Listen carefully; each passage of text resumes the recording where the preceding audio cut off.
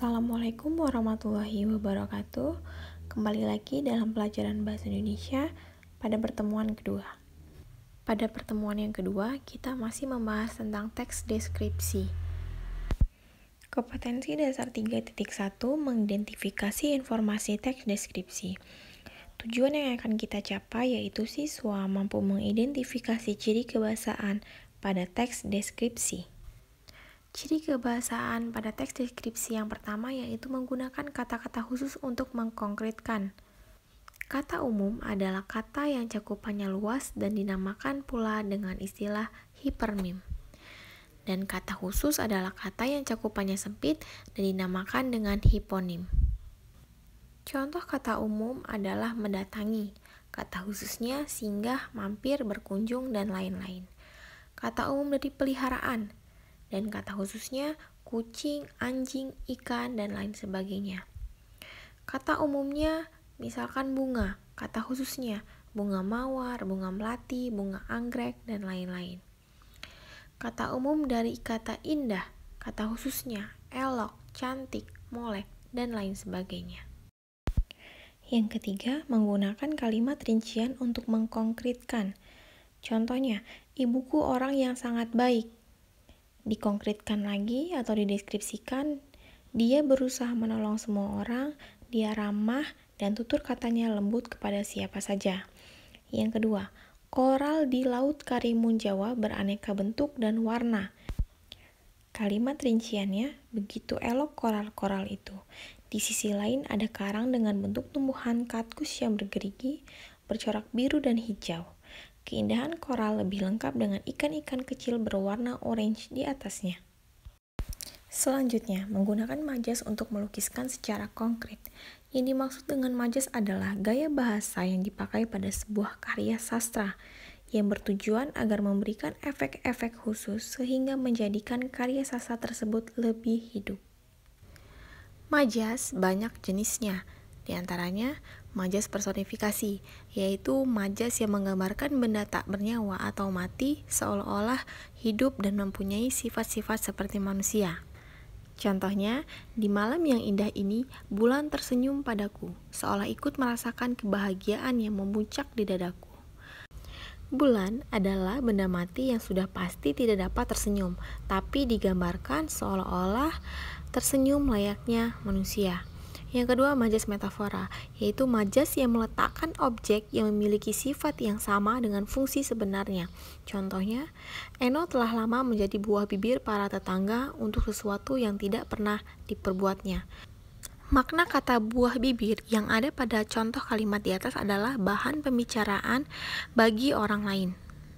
Yang ketiga, majas hiperbola, yaitu majas yang menggunakan gaya bahasa dengan kesan yang melebih-lebihkan. Terkadang apa yang dibandingkan dan dilebih-lebihkan bisa tidak masuk akal. Contohnya, ayahku membanting tulang setiap hari agar bisa membayar uang sekolahku. Arti kata membanting tulang pada kalimat di atas bermakna bekerja keras. Contoh lainnya, majas simile, yaitu majas yang tidak membandingkan dua objek yang berbeda tetapi menyandingkan kegiatan dan ungkapan.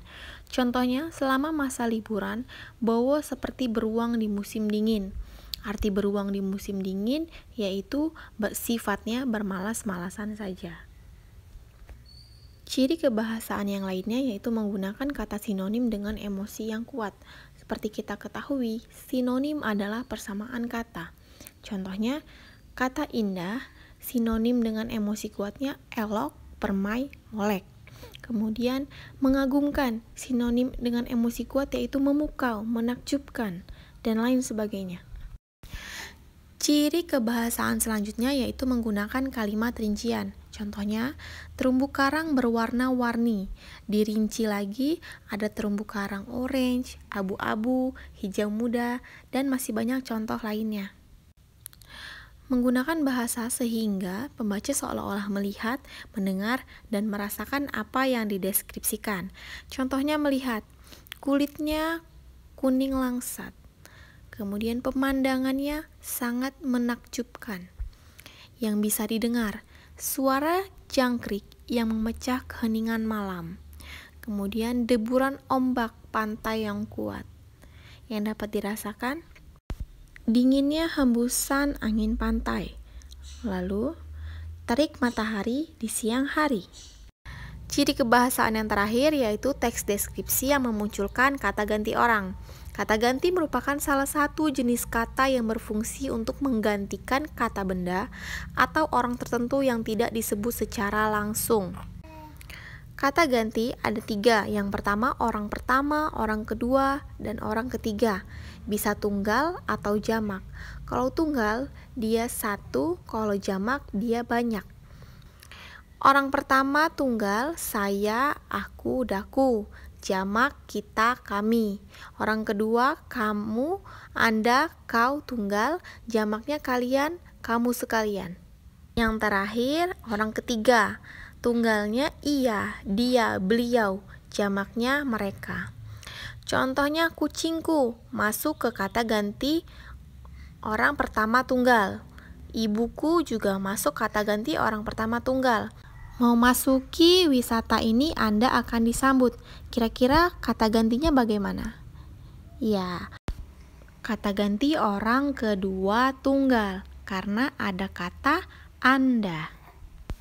Demikianlah pembelajaran pada hari ini. Semoga kalian memahami dengan baik dan dapat mengerjakan dengan baik. Ibu akhiri, wassalamualaikum warahmatullahi wabarakatuh.